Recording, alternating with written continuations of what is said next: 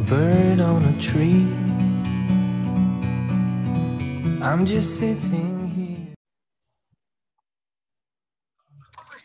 Bonjour à tous, bienvenue sur Gwem TV dans la série Ordinaire et Extra et aux portes du Nouveau Monde.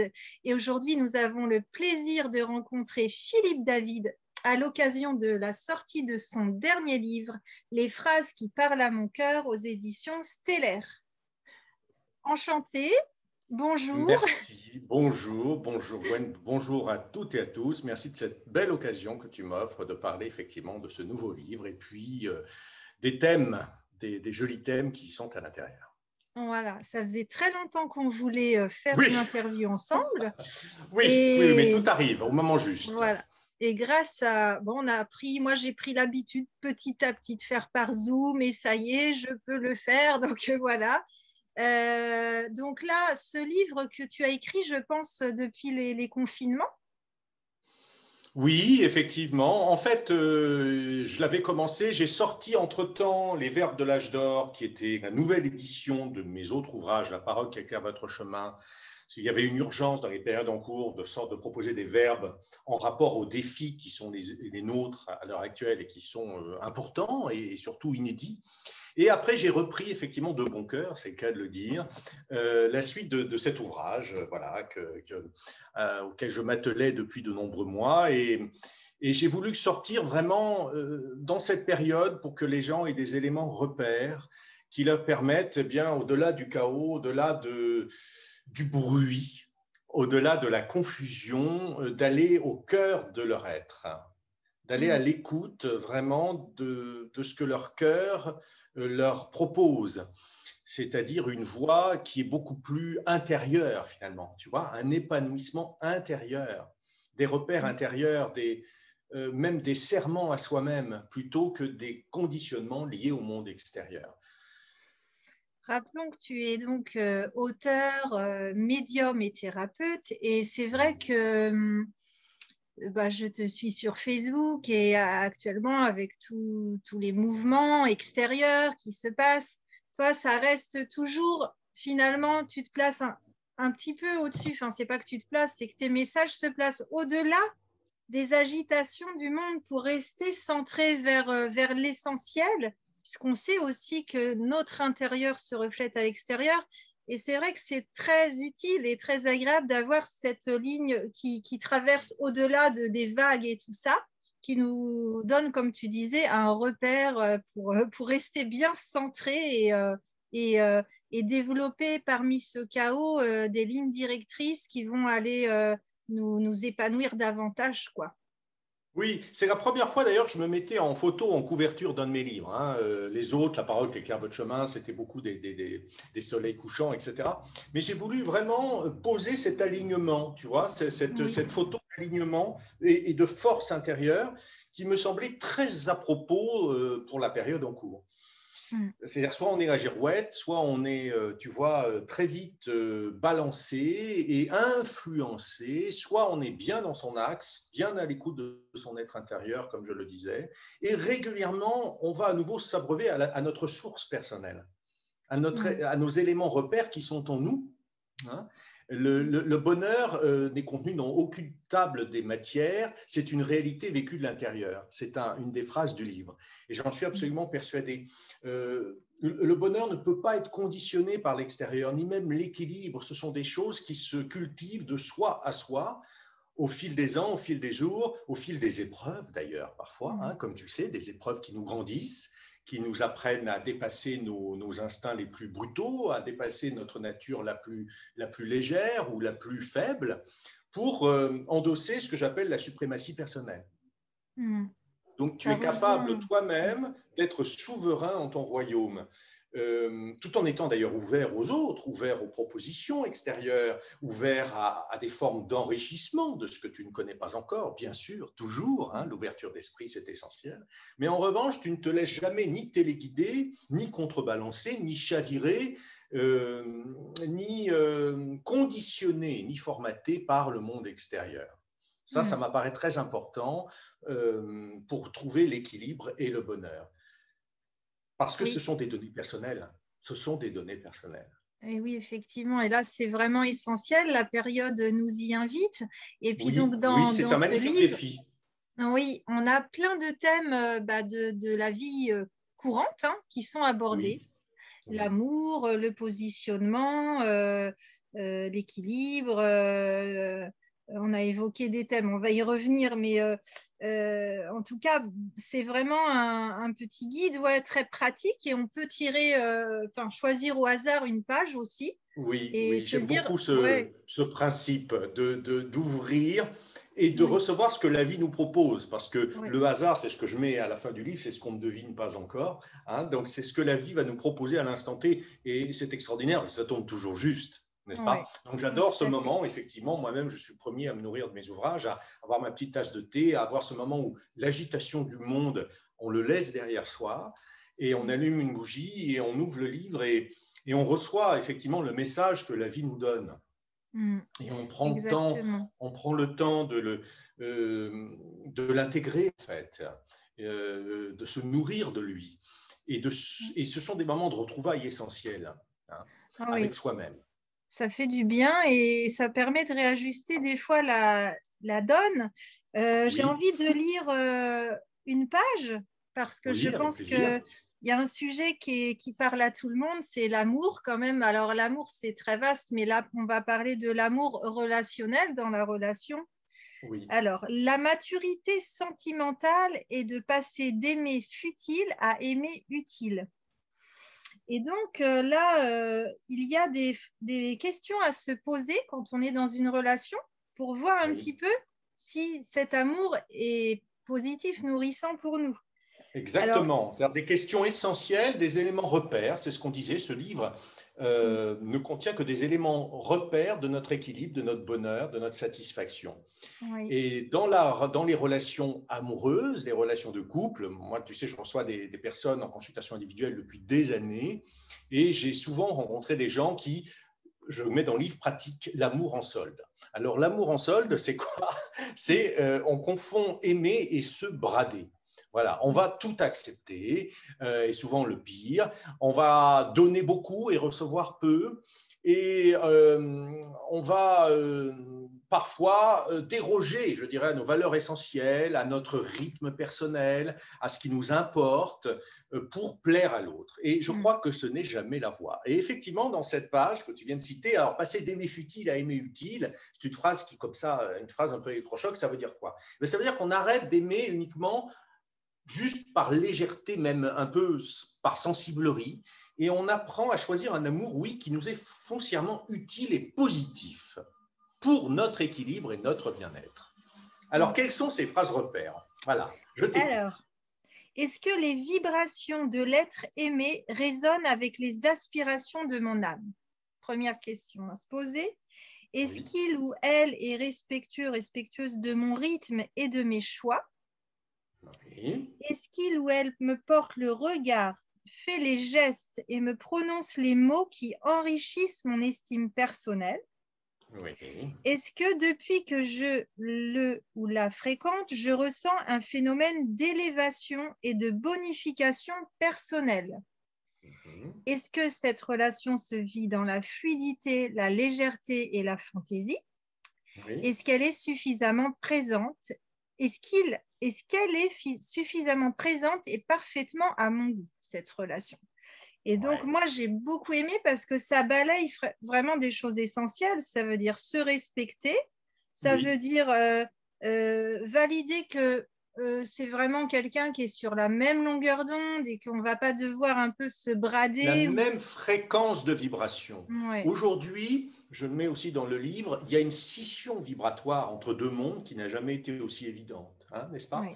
Et il y a maintenant, je pense, un pont qui s'est construit entre deux rives qui devient de plus en plus infranchissable. Ça veut dire quoi? Ça veut dire que ces deux rives sont sur des plans vibratoires qui sont tellement différents qu'on ne peut plus franchir le pont pour aller d'une rive à l'autre. Et je pense qu'il faut l'accepter foncièrement. Oui, Je pense que chacun s'arrive, chacun son monde, chacun ses choix, c'est d'ailleurs dans le livre, hein, des choix que tu prendras, tu recevras. Hein, le choix, c'est un destin qui s'ouvre. Donc tu choisis un monde, hein, tu choisis une vision de la vie, tu choisis d'endosser un quotidien plutôt qu'un autre. Et je pense qu'il y a une telle différence vibratoire entre certains êtres et certaines autres personnes que ces personnes ne peuvent plus se rencontrer véritablement. Oui. Et d'ailleurs, aujourd'hui, peut-être il se passe des rencontres actuellement qui parlent aux gens parce que forcément, aujourd'hui, les rencontres qu'on fait, soit ça colle pas, mais même on ne les croise pas, les personnes avec qui ça colle pas de toute façon. On les Quoi. rencontre même plus. En Oui. tout cas, moi, c'est mon cas déjà depuis un certain temps. Mais pour certaines personnes qui veulent peut-être encore, tu vois, tordre une relation en se disant, mais oui, il va comprendre mes valeurs, il va avoir la même vision que moi, il va me comprendre, alors que peut-être vous n'êtes pas du tout sur le même plan vibratoire. Je pense qu'il faut vraiment accepter que cela n'est pas possible. C'est un deuil à faire, hein, c'est un cheminement. Oui, c'est un deuil. Pour être convivial, il faut être de la même planète. Hein, c'est une phrase du livre, c'est-à-dire qu'on ne peut pas, si on est sur deux planètes totalement différentes, se rencontrer. Vibratoirement, ce n'est pas possible. Donc, il est évident qu'une relation s'épanouit beaucoup plus quand, sur le plan vibratoire, cela résonne. Cela force l'évidence. Et à ce moment-là, la relation n'est plus là pour multiplier, on va dire, les difficultés de l'existence, mais elle est là pour les diviser. C'est-à-dire que tout devient plus simple. Oui. C'est l'enrichissement mutuel sans aucun enfermement usuel. Ça aussi, c'est une phrase que j'aime beaucoup dans le livre. C'est-à-dire qu'on s'enrichit, mais on ne se conditionne jamais, on ne s'enferme pas, on ne se sabote pas l'un l'autre. Mais on est complémentaires et comme on vibre sur des mêmes fréquences, automatiquement, ça nous élève, ça nous porte, ça nous donne des ailes. Alors, s'il y en a un qui vibre sur une fréquence certaine et l'autre sur une autre fréquence, on se rend bien compte que ça, non seulement on ne se rencontre pas, mais la personne qui vibre plus bas risque fortement de plomber la personne qui a une vibration plus élevée. Hein? Donc, ce n'est pas des choix anodins, je ne pense pas. Oui, et aujourd'hui, on ne peut pas se permettre parce qu'on est censé quand même en cette période oser être ce qu'on est, manifester notre véritable nature et on ne peut pas se permettre d'être plombé ou d'être rabaissé. Non. Au contraire, on a besoin d'être élevé par les relations, quelles qu'elles soient en ce moment. C'est même, on en parlera, de retrouver des élans de solidarité avec les gens qui nous correspondent. C'est essentiel. Les coups des franges, comme dit Sananda dans un dernier message qu'il m'a donné, c'est-à-dire qu'on est là pour s'entraider entre personnes éveillées, parce qu'on se reconnaît et nos fréquences d'âme sont similaires. Donc ça porte à des évidences et l'entraide est une des données totalement naturelles entre personnes éveillées. C'est devenu quelque chose d'évident, justement. On n'est plus là pour être en compétition, se jauger, tout ça est révolu. On apporte de nouvelles données à l'existence qui coulent de source et qui, à mon sens, sont beaucoup plus intéressantes. Hein. Ouais. Mais c'est valable aussi sur le terrain amical, hein, si tu as des amis qui te plombent, où c'est pas nourrissant, où c'est pas dans l'équilibre juste du donner et du recevoir, eh bien ça va freiner évidemment ton évolution. Et ce qui est une chose essentielle par rapport aux relations sentimentales, c'est que la personne avec laquelle tu es ne freine pas ta mission de vie. Pourquoi ? Parce que pour l'âme, ce n'est pas acceptable. Ton âme est là pour une mission de vie, pour l'accomplir. C'est sa gloire. C'est vraiment pour elle essentiel. Alors, si la personne avec laquelle tu es te met des bâtons dans les roues, ne favorise pas ta mission de vie, ton âme ne peut pas l'accepter. Ça ne tiendra pas longtemps. On peut faire comme des compromis quelques jours et puis il va y avoir souffrance, il va y avoir dispute et ce n'est pas possible, quoi. C'est ça, c'est dans le livre, les choix qui ne tiennent à rien ne durent jamais beaucoup. Hein, c'est effectivement, ça suffit pas d'avoir une inclination, d'avoir tout d'un coup un petit coup de cœur ou même un attrait physique. Ce n'est pas suffisant dans le monde nouveau. Il faut que la rencontre soit beaucoup plus profonde, beaucoup plus vibratoire, beaucoup plus authentique aussi et globale qu'une simple inclination ou une passion ou même une nostalgie. On n'est plus là-dedans. On est là pour créer le monde nouveau. Le monde nouveau se crée dans l'instant présent. Dans un instant présent qui est, je dirais, dégagé de toute pesanteur du passé. Oui.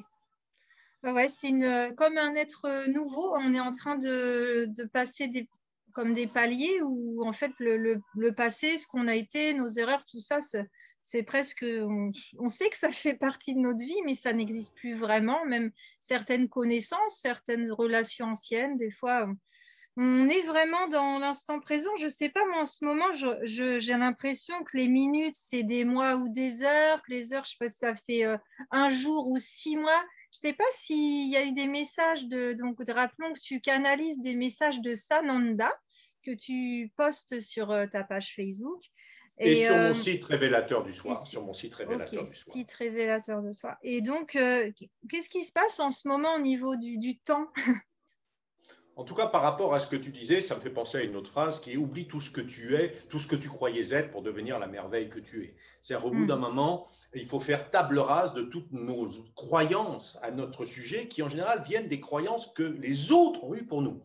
mm, C'est là où c'est retors, hein, c'est là où c'est un petit peu vicieux, c'est-à-dire ce que l'on croit être est en fait ce que les autres nous ont envoyé sur ce qui était possible ou pas possible, sur ce qui était bien de croire ou pas bien de croire. Et tout ça a forgé une identité qui est en général factice, mais qui a eu sa raison d'être parce qu'elle nous a aussi permis de nous protéger à un moment donné oui. d'une forme d'agressivité ou d'incompréhension de notre entourage. Alors, ce qui a été utile un temps doit cesser parce qu'aujourd'hui, on n'est plus là pour se protéger, mais pour vivre vraiment. Pour vivre vraiment et pour assumer vraiment, complètement, totalement ce que nous sommes. Mm. Et derrière ces restrictions, il y a quelque chose de beaucoup plus grand, de beaucoup plus élevé. Il y a de l'amour, il y a de la liberté, il y a de l'intégrité aussi, il y a de la transparence, il y a du rayonnement, il y a de la créativité, il y a de la beauté. Il y a toutes ces magnifiques données divines, on va dire, hein, instinctives à la nature humaine, qu'il est de notre devoir de réendosser, au-delà de toutes les limites qu'on a cherché à nous imposer et qu'on cherche encore, souvent d'ailleurs, à nous imposer encore. Mm. C'est vrai que Alors Sananda, oui, Sananda, je travaille avec les maîtres ascensionnés. Alors les maîtres ascensionnés sont des êtres de lumière, qui ont tous eu d'ailleurs leurs incarnations sur Terre, et qui sont de fidèles amis et des soutiens indéfectibles par rapport à ma propre mission. C'est-à-dire, ma mission est de travailler en interaction avec eux, on va dire. Hein. Ils ne cessent de me nourrir d'enseignements précieux. C'est eux qui m'ont, pour une grande part d'ailleurs, légué les plus beaux verbes que j'ai reçus au service de mon prochain. Et alors Sananda, c'est vraiment mon maître intime. Et lui, il m'accompagne effectivement depuis cette période par le biais de messages récurrents où il me réveille la nuit à 3-4 heures du matin. Voilà, donc parfois je rechigne un peu, hein, parfois je lui dis non, là vraiment, on fera ça demain, là je suis crevé. Et bon, pourquoi la nuit, je ne sais pas, je pense que pour eux c'est plus simple de transmettre ces messages la nuit, c'est moins lourd la nuit, hein, il y a beaucoup, voilà. Enfin, tout ça c'était une petite anecdote, tout ça pour te dire que depuis février de l'année dernière, hein, j'en suis au 26e message reçu sur la période en cours et je suis le premier, ma foi, à en bénéficier parce qu'à chaque fois que j'en reçois un, ça me redresse, ça me permet de ne pas désespérer aussi parfois de ce qu'on peut voir ou entendre, ça me permet de voir au-delà, ça me permet de mieux comprendre ce qui se passe, les enjeux, les vrais enjeux aussi.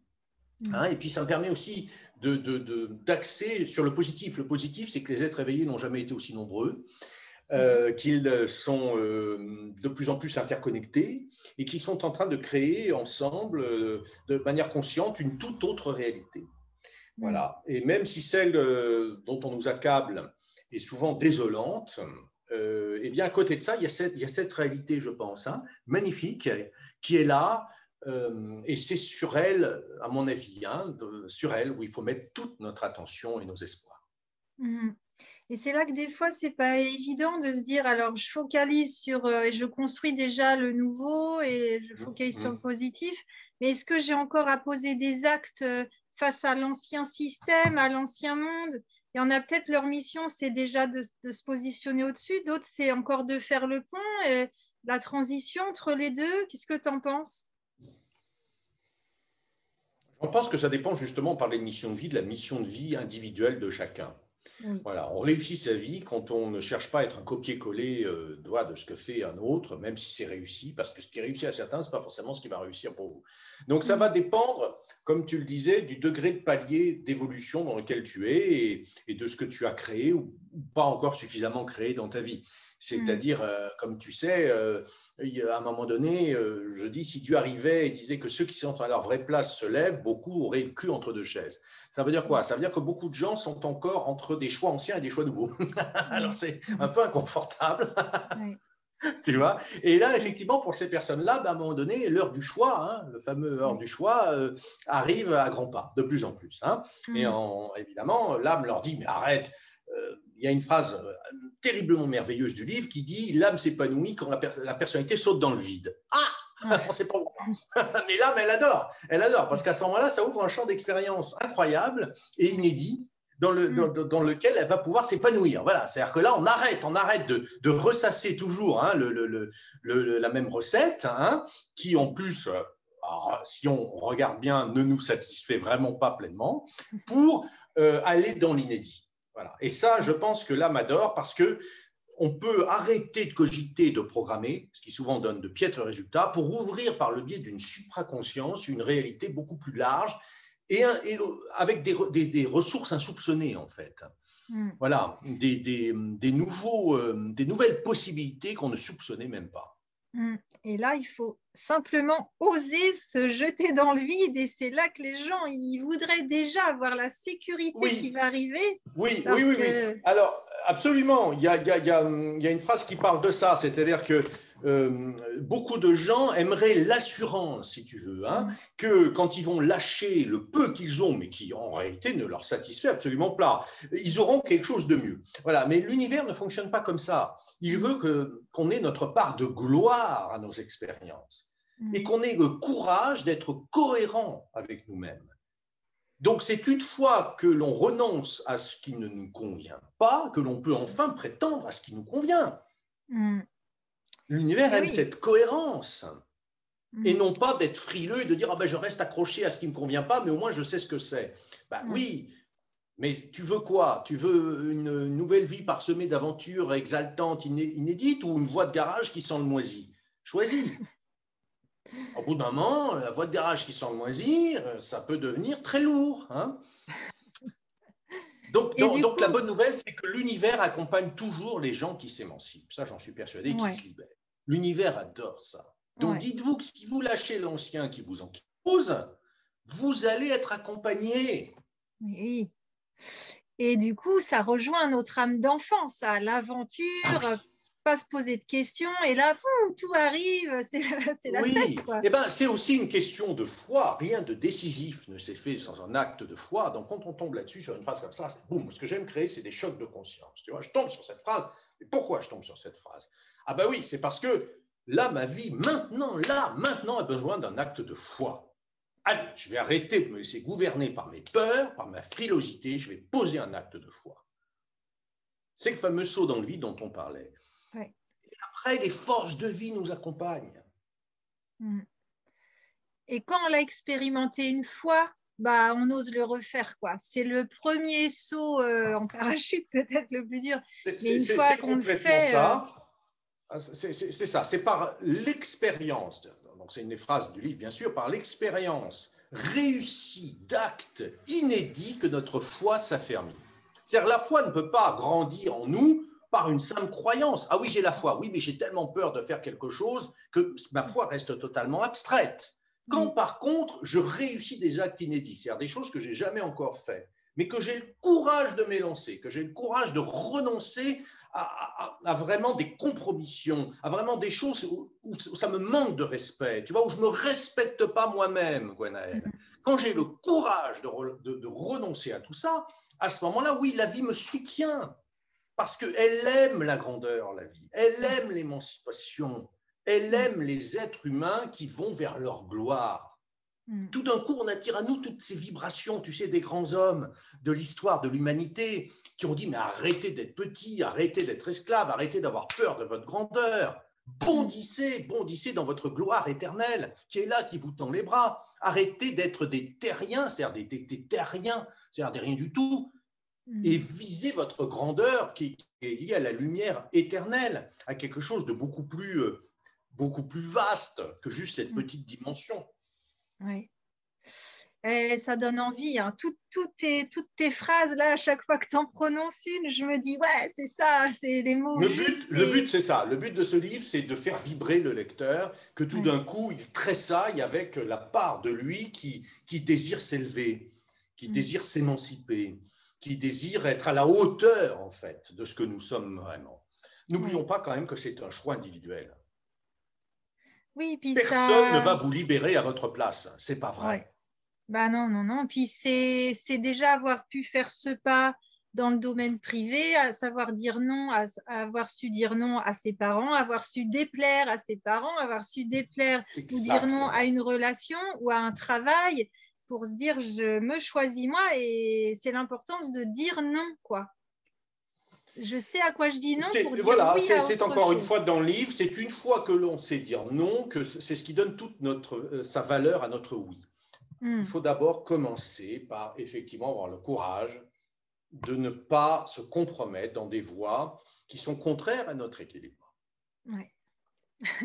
Ah, c'est Mais merveilleux. c'est beaucoup plus simple qu'il n'est paraît, parce que la vie nous offre sans cesse des occasions, en fait, qui se Mm. répètent d'ailleurs. Hein. Tant que la Oui. leçon n'est pas profitable à l'élève, je ne sais pas si vous l'avez réalisé, mais les expériences ne cessent de se répéter. Les mêmes. Elles Mm. peuvent prendre des visages différents, des contours un peu qui semblent nuancés, mais en réalité, c'est la même expérience qui se Oui. répète jusqu'au moment où vous êtes capable de la franchir haut la main, c'est-à-dire de dire, voilà, cette expérience-là, c'est une possibilité d'évolution et d'allègement.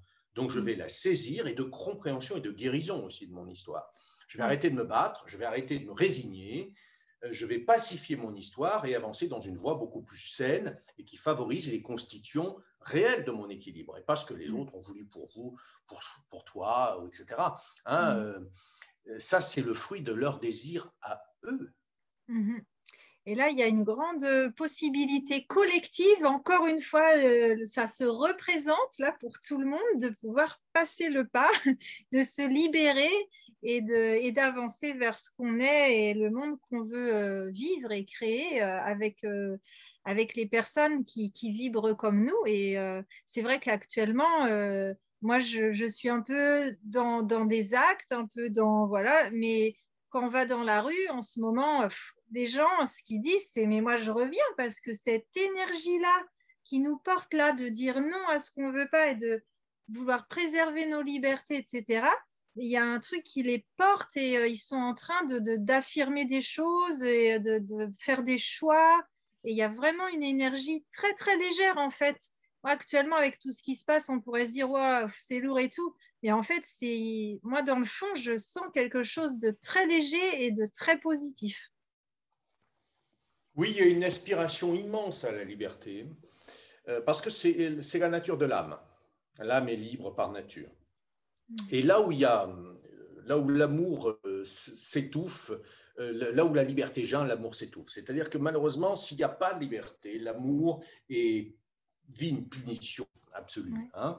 Mm. L'être humain ne peut pas s'épanouir dans des repères de contraintes permanentes. Ce n'est pas vrai. Alors, je parle Mm. beaucoup de ça aussi dans le livre, hein, où je dis que les Ouais. décisionnaires ne sont pas des visionnaires, hein, et que voilà, et que c'est terrifiant de croire que par l'interdiction, par exemple, on va faire évoluer les Mm. choses. L'interdiction, c'est toujours un aveu d'impuissance, c'est toujours la prémisse d'une défaite. Hein, l'être humain, c'est quoi la voie du salut? J'en parle, c'est sans liberté et responsabilité. Voilà, donc il faut effectivement de la liberté, il faut de la responsabilité, mais la responsabilité, ça n'a rien à voir avec faire culpabiliser les gens, ça n'a rien Mm. à voir. Quand tu te sens responsable, tu ne culpabilises de rien. Cette société adore nous culpabiliser pour rien et nous infantiliser pour tout. C'est-à-dire qu'il faut être comme des gamins, qu'on nous dise ce qu'il faut qu'on faire, il ne faut pas sortir des clous sinon on nous met des amendes. Voilà. Et je crois que ce n'est pas la nature de l'être humain.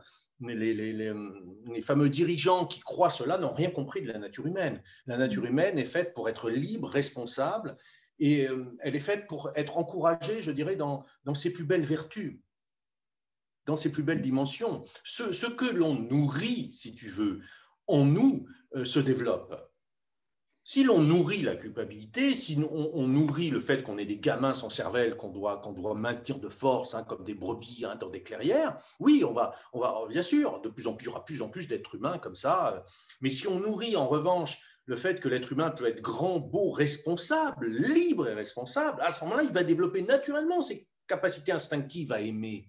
Parce que la solution, c'est aimer. S'il n'y a pas d'amour, ça ne fonctionnera pas. Ça sera une société atrophiée, robotisée, sans âme, sans chaleur, sans beauté. C'est ça qu'on veut. Alors nous, les êtres éveillés, on a déjà fait notre choix. On a dit non. C'est pas ce monde-là, on n'y croit pas. C'est pas ce qui nous fait vibrer. Hein? Alors, tu parlais de l'amour entre deux êtres. On a commencé là-dessus. Alors, autant peut-être, parce que je ne veux pas qu'on laisse les gens sur leur faim. Donc, effectivement, moi, je suis un passionné d'amour. Je suis un passionné voilà, je crois au romantisme et au romantisme puissant. Tu vois, pas au romantisme d'être juste dans la sensiblerie. Tu vois, le romantisme, quelque chose de beaucoup plus grand. Quoi. C'est justement profondément existentiel. C'est-à-dire, qu'est-ce que je veux vivre? Voilà, c'est quoi l'amour pour moi? Je le mets à quel niveau? Je le mets à quel niveau? Sur un piédestal ou je le mets avec les rats d'égout? On choisit. Hein? L'amour est un fluide généreux qui s'écoule librement. Voilà une définition intéressante de ce sentiment que l'on méconnaît le plus souvent. L'amour vrai n'est jamais mesquin ou restreint. Il ne se conditionne, ne se renferme, ni même ne s'oriente. Il suit l'énergie et le ressenti de l'instant. Sans hâte, sans réflexion, parasite ou attente programmée. En fait, l'amour se respire. Il se hume et s'enivre de toute la douceur promise. Il ne se calcule pas, mais néanmoins, il est vigilant à s'installer dans un cocon ouaté, sur mesure, composé d'équilibres sains. C'est ce qu'on disait. Car il est large, mais pas inconscient. Alors il surveille son quota d'énergie et veille toujours à donner sans jamais s'épuiser. Il ne se laisse jamais contrôler. L'amour se danse dans la liberté. Il n'aspire pas au mariage, dans le sens habituel du terme, il n'en a nul besoin. L'amour crée de lui-même un lien fort par choix conscient. Et sa signature est de s'entourer de 1000 précautions et raffinements sans la moindre pression. Il ne se sent jamais sale ou inconvenant dans ses élans, il ne réprime rien de sa divine nature, rien n'est condamnable à ses yeux, sinon peut-être l'impolitesse et la fadeur. L'amour s'épanouit dans la liberté et dans la hauteur d'esprit et dans une dimension de cœur qui est large, mais qui aussi surveille ses intérêts. L'amour n'est pas là pour être piétiné, Gwenaëlle. Il n'a rien à gagner à être piétiné. C'est pas vrai. Il est digne. Il est digne face à l'adversité. Il est fort et droit face à je ne sais quelle manœuvre qui chercherait, je dirais, à nous couper de notre véritable nature. Il est beauté, mais il n'est jamais soumission, je ne crois pas. Oui. Bah écoute, ça vient de s'étirer de où là ce que tu Oui, je suis en train de lire mon propre livre. Toujours le même. Toujours, hein. Non, parce Voilà, qu'il y toujours en a le même. beaucoup des livres et j'avais aimé moi aussi Jésus mon coach, hein, que le livre qui m'avait permis de te découvrir. Mais en fait, c'est vraiment, moi, c'était les mots que tu emploies, les phrases qui résonnent, je les trouve pertinentes et très justes en fait. Donc, moi, j'espère que ça va parler J'aime bien quand ça sonne juste, effectivement, et quand ça parle au cœur. Encore une fois, on a besoin soit de lecture, on a besoin d'être nourri, ou on a besoin de fréquentation, on a besoin de sources d'inspiration qui nous portent et nous élèvent. Hein, et surtout aujourd'hui, qui soient des éléments repères de là où est notre vérité personnelle. Il est vrai que tout ce qui nous entoure, les personnes, les livres, nos lectures, les musiques, tout ça, c'est en train de nous fabriquer, de nous nourrir et c'est hyper important d'être vigilant à ça. Toi qui as écrit une chanson, est-ce que tu as lu le passage où je mets qu'il est temps de rêver d'un art libérateur, d'un art qui élève les esprits plutôt qu'il les appauvrit, et de création qui soit nourricière pour l'âme. Bien sûr, l'art est une nourriture. Hein, et c'est un équilibre subtil, la création, entre maîtrise et lâcher prise. Voilà. Et donc, tout d'un coup, tu deviens un instrument, c'est le cas de le dire, hein, au service d'une dimension qui te dépasse. Mais encore une fois, quelle énergie tu nourris et quelle attention tu désires susciter à travers une œuvre artistique. Soit il y a une nourriture pour l'âme, quelque chose qui va nous nourrir en beauté, qui va nous inspirer à aller vers le haut, soit quelque chose qui peut carrément nous avilir. Oui, il faut être vigilant aux mots, à tout en fait. Tout est nourriture. on va en prendre certainement conscience de plus en plus De plus en actuellement. plus. De plus Et en plus. tous tes livres participent à ça avec tous ces verbes, les verbes, ces phrases, le verbe créateur, quoi. Et donc, on invite les lecteurs à parcourir tes livres, à suivre les messages de Sananda ou des extraits que tu publies régulièrement sur Facebook aussi. Est-ce qu'il y a quelque chose que tu veux rajouter d'essentiel, même s'il y a eu déjà beaucoup de choses essentielles Juste là? quelques mots sur le verbe, parce que le verbe, c'est le pouvoir qui vous permet d'être souverain et autonome sans je dirais, je ne sais pas quelle béquille extérieure, en fait. Voilà, vous réendossez votre pouvoir. Donc, ces verbes sont dans les ouvrages à parole qui éclairent votre chemin. Il y a 3 tomes. Et là, j'ouvre totalement au hasard. Et comme tout est interrelié, je trouve sur un verbe pour aimanter l'être parfait. Donc, c'est absolument parfait, puisque, pour le coup, puisqu'on a beaucoup parlé de ça pendant notre interview, donc je vais vous le lire. J'aimante par vibration l'être parfait pour moi sur l'instant. Je l'invite à me rencontrer. Je l'accueille avec joie et gratitude dans mon espace. Ensemble, nous célébrons un partage harmonieux et généreux pour une durée idéale selon les plans parfaits de l'univers. Qu'il en soit ainsi. Voilà, alors ça c'est la force du verbe qui permet vous-même de manifester, de créer la réalité qui vous convient et pas celle qu'on cherche vous imposer. Et là, en matière d'amour, eh bien, l'univers ne demande qu'à répondre à vos souhaits et à ce que vous demandez par la force du verbe. C'est-à-dire une relation qui sera harmonieuse, comme il a été dit, qui sera équilibrée et qui correspond parfaitement à ce dont vous avez besoin aujourd'hui pour une durée de voyage qu'on ne connaît pas. Car la relation s'épanouit quand on arrête de programmer. C'est essentiel. Quand on vérifie effectivement régulièrement, comme on l'a dit au début, qu'elle participe grandement à notre équilibre, qu'elle n'est pas erronée sur le plan de nos facteurs de joie personnelle, mais aussi quand on arrête avec les attentes et le besoin, quand on arrête de vouloir la conditionner.